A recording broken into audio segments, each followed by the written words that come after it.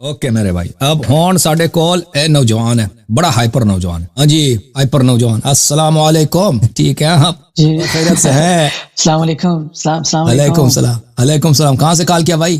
سر میں سب کچھ بتاتا ہوں، ذرا میں تھوڑا سا نا میرا دل بے سانس لے قرار لو ہو گیا۔ یا علی مدد، سانس لے لو۔ کافی دیر سے میں سٹل بیٹھا ہوا ہوں، یقین کریں کہ میں بھی اسٹل بیٹھا ہوں، میں آپ سے زیادہ اسٹل بیٹھا ہوں۔ نہیں ٹھیک ہے نا؟ آپ کی بات تو آپ تو بالکل ڈفرینٹ ہے نا، میں تو صرف یہ کہہ رہا ہوں کہ میں 6 منتھ سے سٹل ہوں اچھی بات، آپ کے چینل پہ۔ اللہ آپ کو عزت۔ سبحان اللہ، اللہ کا شکر ہے الحمدللہ کہ میری آپ سے بات ہو رہی ہے، اور اللہ میری آپ کو آواز آپ سلامتی کو دے۔ بالکل ٹھیک آ رہی ہے آگا؟ بہت بہت بہترین بہترین، میں آپ گھبرائیے کا نہیں بات کریں۔ نہایت مشکور ہوں، نہایت مشکور ہوں، اور دست ادب مہربانی ہے آپ کی کہ آپ نے مجھے ٹائم دیا۔ اللہ آپ کو عزت دے۔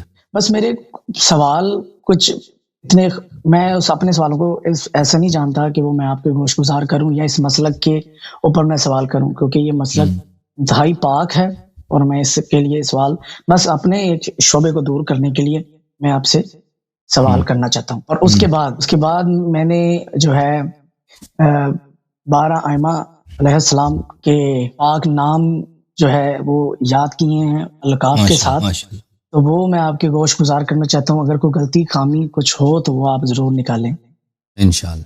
سر، میں اجازت ہے مجھے؟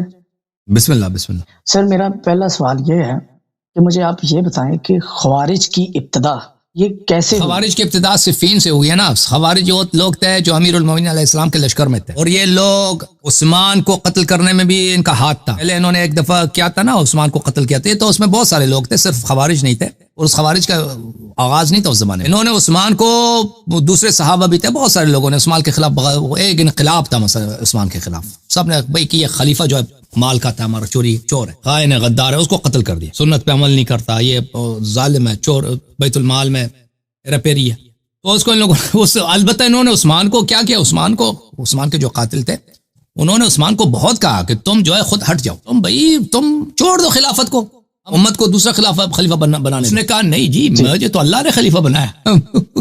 اس نے کہا میں کیسے ہٹ سکتا ہوں، یہ تو مجھے اللہ نے خلیفہ بنایا، میں نہیں۔ تو جب اس کو بہت سمجھا، یہ شرافت کی زبان نہیں سمجھا، تو اس کو قتل کر دیا لوگوں نے۔ تو اس کے قتل کے بعد یہ لوگ امیر المومنین علیہ السلام سے لوگوں نے بیعت کی، سب لوگوں نے بیعت کی، اس میں وہ لوگ بھی شامل تھے جو بعد میں خوارج بنے۔ لیکن یہ لوگ کیا تھے، یہ لوگ ابو بکر عمر کی خلافت کو صحیح سمجھتے تھے، عثمان کی خلافت کو بھی صحیح سمجھتے تھے، لیکن کہتے تھے بعد میں یہ آدمی جو ظالم بن گیا نا، کہتے تھے اس کی خلافت صحیح ہے، بعد میں یہ برا ہو گیا۔ اور امیر المومنین علیہ السلام کی خلافت کو اس لیے صحیح سمجھتے تھے کہ ہم نے ان کے ساتھ بیعت کیا، جب بیعت کیے تو خلیفہ بنے۔ تو یہ شیعہ نہیں تھے، یہ مثلا یہی جو آپ کہتے ہیں سنی، یہ اسی طرح کے لوگ تھے۔ ابو بکر عمر کی خلافت کو صحیح، سب کی خلافت، صرف عثمان کے معاملے میں وہ کہتے تھے شروع میں یہ صحیح تھا، بعد میں خراب۔ بعد میں جب صفین میں جنگ صفین میں معاویہ کے ساتھ جب جنگ ہو رہی تھی، تو اس وقت معاویہ کا لشکر لیلۃ الحریر میں شکست کھائی، اس کو ختم ہونے والا تھا۔ اگر 1-2 گھنٹے مزید جنگ جاری رہتا نا، معاویہ یہ سب قتل ہو جاتے، بالکل خاتمہ ہوتا ہے آخری، یعنی معاویہ خود بھی قتل ہو جاتا۔ تو معاویہ لوگوں نے کیا کیا، جب ان کو پتہ چل گیا کہ ہم شکست کھانے والے ہیں، قرآنوں کو نیزوں پہ اٹھایا، قرآن مجید کو انہوں نے اپنے سپاہیوں کو دی کہ نیزے پہ اٹھاؤ، وہ کہا کہ یہ ہمارے اور آپ کے درمیان فیصلہ سنائے گا، قرآن فیصلہ سنائے گا نا۔ اور اس سے پہلے مولا امیر المومنین، ایک شخص کے بارے میں ایک کتاب میں پڑھتا ہوں کہ مولا نے پہلے ایک بندے کو، وہ حدیث میں پیغمبر سے بھی ہے، وہ تو ہے کہ فرمایا تھا کہ فلاں شخص خارجی ہوگا۔ تو اس وقت جب قرآن کو نیزے پہ اٹھایا ہے، اس وقت کیا ہوا، تو پھر یہ لوگ، ان لوگوں نے جو معاویہ ان کو دھوکہ دینے میں کامیاب ہو گئے۔ امیر المومنین علیہ السلام نے بہت کہا کہ یہ دھوکہ، ایک فریب ہے، ایک چال، ملٹری ٹیکٹک ہے کہ تم ان کو خاتمہ نہ کرو۔ قرآن ناطق میں ہوں، یہ قرآن کے صرف ایک کاغذ ہے، اس کو یہ قرآن کوئی فیصلہ بھی نہیں سنائے گا۔ قرآن کا کیا فیصلہ سنائے گا؟ قرآن کاغذ، آپ ڈنڈے پہ قرآن اٹھاؤ، یہ قرآن کوئی فیصلہ سنائے گا؟ تو یہ چال ہے، اس کو آپ اس کا دھوکہ نہ کریں، جنگ کرو۔ انہوں نے کہا نہیں، یہ کیسے ہو سکتا ہے، ہم قرآن کو نہ مانیں، یہ تو ہم کافر ہو جائیں گے۔ بھائی قرآن، یہ دیکھیں، یہ تو ہمارے مسلمان بھائی ہیں، یہ جب کہہ رہے ہیں ہمیں کہ قرآن فیصلہ سنائے گا، ہم قرآن کے ان کے ساتھ کیسے لڑے جب وہ اس بات کی طرف دعوت دے رہے ہیں۔ تو امیر المومنین علیہ السلام نے جتنا کہا کہ سن لو، انہوں نے کہا نہیں سنو، انہوں نے کہا کہ آپ جنگ ختم کر لیں یا ہم آپ کو قتل کریں گے، تلواریں اٹھا دیں خود اپنے مولا کی طرف، خلیفہ کی طرف۔ تو امیر المومنین علیہ السلام کو مجبوراً جنگ روکنا پڑا، ویلا وہ خود شہید ہو جاتے۔ اس کے بعد یہ لوگ وہ تحکیم وغیرہ جو پیش آئے، اس کے بعد خوارج نے کہا کہ ہم سے غلطی ہوگی، یہ جو ہم نے کہا تھا نا، وہ ہم نے جو بات کی یہ ہم سے غلطی ہو گئی، ہم جو ہے یہ اور وہ یہ غلطی اتنی بڑی ہے کہ ہم کافر ہو گئے، ہم کافر ہو گئے، ہم دوبارہ توبہ کرتے ہیں، دوبارہ وہ توبہ کر کے کہہ دے کہ ہم دوبارہ مسلمان، پھر آئے امیر المومنین علیہ السلام کے پاس کہا کہ آپ بھی کافر بن چکے کیونکہ آپ نے وہ بات مانی تھی ہماری، ٹھیک ہے ہماری بات مانی تھی، ٹھیک ہے نا، تو آپ بھی توبہ کریں۔ امیر المومنین علیہ السلام نے کہا میں نے تو آپ کو شروع سے کہا تھا کہ وہ کام نہ کریں، کہ میں کافر نہیں بنا، آپ لوگوں نے مجھے اور آپ بھی کافر نہیں بنے تھے، وہ کفر کے مرحلے پہ نہیں آتا، مجھے تو مجبوری آپ قتل کر دیتے، میں تو مجبوری کے طور پہ آپ کی بات مان گیا تھا، لیکن میں کفر سے توبہ کرنے میں اپنے آپ کو کیوں کہہ دوں کہ میں کافر ہو گیا ہوں، میں کفر سے دوبارہ توبہ کروں۔ انہوں نے شروع کیا تکفیر کرنا کہ بھائی پوری امت کافر ہے، انہوں نے یہی کہہ دیا کہ پوری امت کافر ہے، کیونکہ پوری امت نے تحکیم کو مانا ہے اور پوری امت کو دوبارہ کافر سے دوبارہ مسلمان بننا ہوگا، اور جو مسلمان نہیں بنے گا دوبارہ توبہ نہیں کرے گا اس کا قتل جائز ہے۔ پھر ان لوگوں نے کیا پھر وہ امیر المومنین علیہ السلام تو کو تنگ کرتے تھے، امیر المومنین علیہ السلام نماز پڑھتے ہیں تو آ کے کفر کی آیات پڑھتے تھے، یا وہ تقریر کرتے تھے تو بدتمیزی کرتے تھے، کچھ نہیں کہتے تھے ان کو۔ پھر انہوں نے کیا لوگوں کو قتل کرنا شروع کر دیا، ڈکیتیاں شروع کر دی کہ وہ تو کہتے ہیں نا کہ یہ سب کافر ہیں، کافر کا جان مال اور سب اٹھاؤ وہ تو کچھ نہیں ہوتا، ان کا یہ عقیدہ۔ تو مسلمان کو راستے میں پکڑ گئے کسی بیچارے سے، اس کو قتل کرو، اس کی بیوی کے ساتھ زنا کرو، بھئی یہ ہماری اسیر ہے، اس کا مال لے لو۔ جب انہوں نے یہ شروع کیا پھر امیر المومنین علیہ السلام نے ان کے خلاف لشکر نکالا، ان سب کو قتل کرتے نہروان میں، سب وہ ختم ہو، سوائے 4-5 آدمی کے 10 آدمی کے بچ گئے، سب باقی مر گئے نہروان میں۔ تو یہ ہے خوارج کی کہانی۔ اگر ایک بات ہے کہ یہ جو حکمین کا فیصلہ ہوا ہے، یعنی ابو موسیٰ اشعری اور عمر ابن عاص کے درمیان، یہ کن لوگوں نے بیٹھ کے کروایا تھا؟ یہی خوارج نے کیا تھا نا، تو انہوں نے کہا تھا کہ قرآن فیصلہ کیسے سنائے گا، مجبور کیا گیا، ہاں قرآن کو فیصلہ سنائے گا، کیسے فیصلہ سنائے گا، کہا کہ دونوں طرف سے ایلچی آ کے آپس میں مذاکرات کریں گے نا کہ جنگ کا کوئی رائے حل نکالیں۔ تو امیر المومنین علیہ السلام نے عبداللہ ابن عباس کو نصب کیا اپنی جانب، عبداللہ ابن عباس میری جانب سے نمائندہ، انہوں نے کہا یہ ہو ہی نہیں سکتا، یہ تو آپ کے چچا کا لڑکا ہے، یہ تو آپ کے چچا زاد بھائی، ہم کیسے مان سکتے ہیں؟ خوارج نے کہا آپ کسی اور آدمی کو، انہوں نے کہا کہ آپ کو ماننا ہوگا ابو موسیٰ اشعری جو تھا امیر المومنین علیہ السلام کا بڑا مخالف تھا، کوفے کا رہنے والا تھا لیکن وہ مخالف تھا اور وہ تھا بھی بیوقوف آدمی، اور عمرو بن عاص معاویہ کی جانب سے آیا نا، عمرو بن عاص بہت ہی سیاستدان، بہت ہی تیز تھا، اس نے ایسے اس کو فوراً اس کو فریب دے دی، کہانی مشہور ہے پھر اس کے بعد کیا ہوا تھا۔ بالکل یہ بات تو میری 100% میں سمجھ آ گئی ہے مجھے، اس کی طرف سے بہت بہت شکریہ۔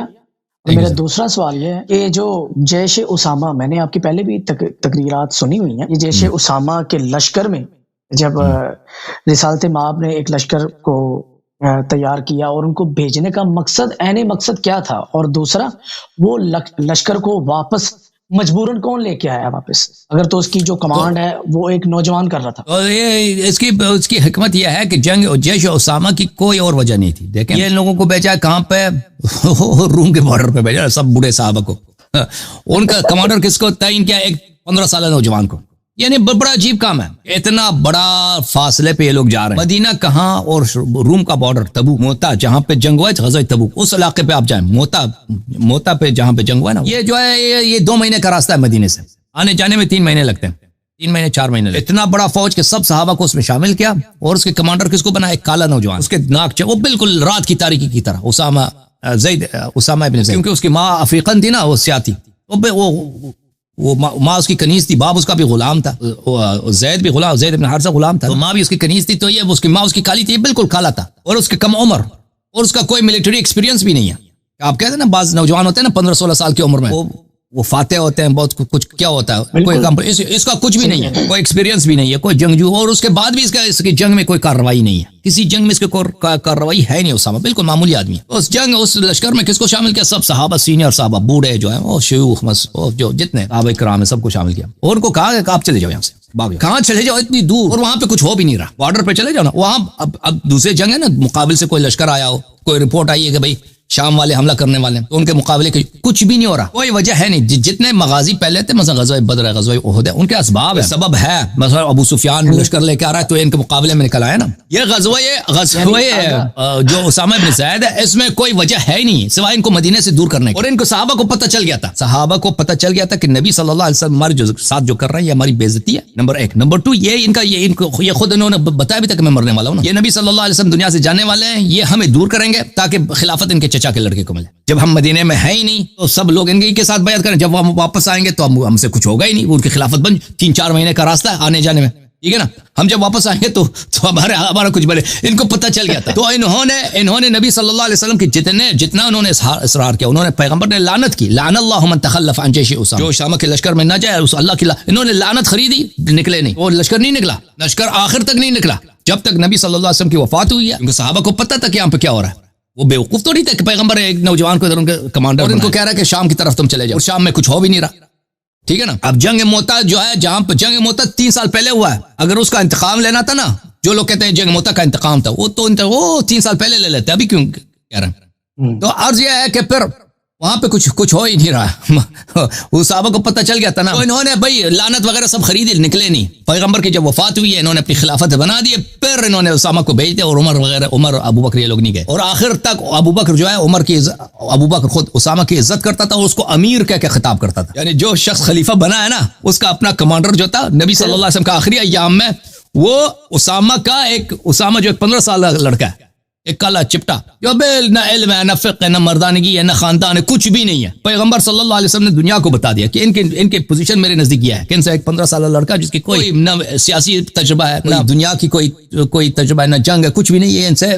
ان کی خلافت کو پیغمبر نے ہمیشہ کے لیے باطل کر دیا. یہ اتنا حکمت عملی تھا. اور رسول اللہ صلی اللہ علیہ وسلم کو پتا تھا کہ یہ لوگ نہیں جائیں گے, ان کو تو پتا تھا کہ یہ جائیں گے نہیں, لیکن ان کے اصرار کی وجہ سے اور لشکر بنانے, ان کا تاریخ کو سبق مل گیا نا. تاریخ میں بعد میں دیکھنے والے سوچیں گے کہ پیغمبر نے کیوں تھا, جب وہ خود بیماری کی حالت میں خبر بھی دیا کہ میں دنیا سے جانا, اس وقت میں ان کو بیچنے کی کیا ضرورت ہے. کیا حکمت عملی اس کی, وہی حکمت عملی. ان کو جب مدینے سے نکالے جائیں گے تو ان کے بھائی کا خلافت بن جائے گا. تو ان کی خلافت کا کوئی جتنے خلافت کے جتنے کینڈیڈیٹس ہیں جو حزب اختلاف ہے وہ مدینے سے باہر ہوں گے, وہ بھی اس طرح ذلیل کے نوجوان کی کمان کے اندر. اور اگرچہ پیغمبر کو پتا تھا کہ یہ لوگ نہیں جائیں گے, لیکن حجت تمام ہو گئی. بھائی حجت کئی لحاظ سے تمام ہو گئی امت پر. اور یہ مطلب کہ پیغمبر صلی اللہ علیہ وسلم کے نزدیک یہ سب سے جاہل صحابہ, سب سے ناکارآمد صحابہ یعنی اسامہ ابن زید, یہ بھی ابو بکر عمر کا امام ہے. تو پر ابو بکر عمر کی امامت کی کیا حیثیت, جنہوں نے کچھ مہلت کے لیے مطلب کہ ایک نوجوان کی امامت کو قبول کر لیا, اور اپنی آخری وقت تک ان کو اپنا امام کہتے رہے 15 سالہ نوجوان کو. لیکن اس کی امامت پر آج تک ہر بندے کو شک شبہ ہے, جو رسول اللہ کے داماد بھی ہیں, بھائی بھی ہیں, اور بس کچھ بیان کرنا کیا میرے لیے تو پاسبل نہیں ہے بس. اور اب میں اپنے مین مقصد کی طرف آنا چاہتا ہوں. اللہ آپ کو عزت بولے.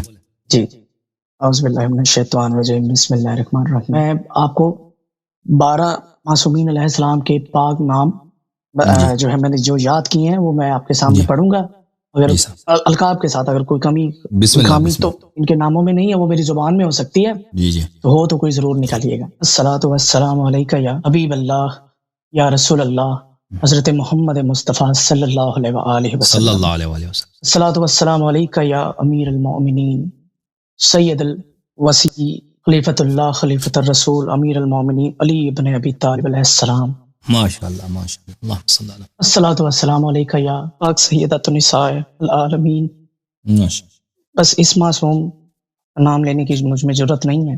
ماشاءاللہ میں آگے بڑھتا ہوں. الصلاۃ والسلام علیکہ یا پاک سید حضرت امام حسن المجتبیٰ سبز قبا علیہ السلام. سلام اللہ. الصلاۃ والسلام علیکہ یا غریب الغربا امام حسین علیہ السلام. ماشاءاللہ ماشاءاللہ, اللہم صلی علی محمد. الصلاۃ والسلام علیکہ یا امام زین العابدین علی بن الحسین علیہ السلام. ماشاءاللہ. الصلاۃ والسلام علیکہ یا امام باقر العلوم الرحمن علیہ السلام. سلام اللہ. ماشاءاللہ. الصلاۃ والسلام علیکہ یا حضرت امام جعفر الصادق علیہ السلام. ماشاءاللہ.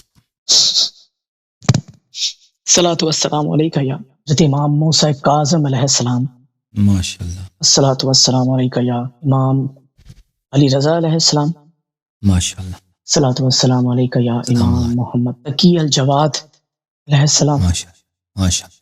الصلاۃ والسلام علیکہ یا امام محمد نقی الہادی علیہ السلام. ماشاءاللہ.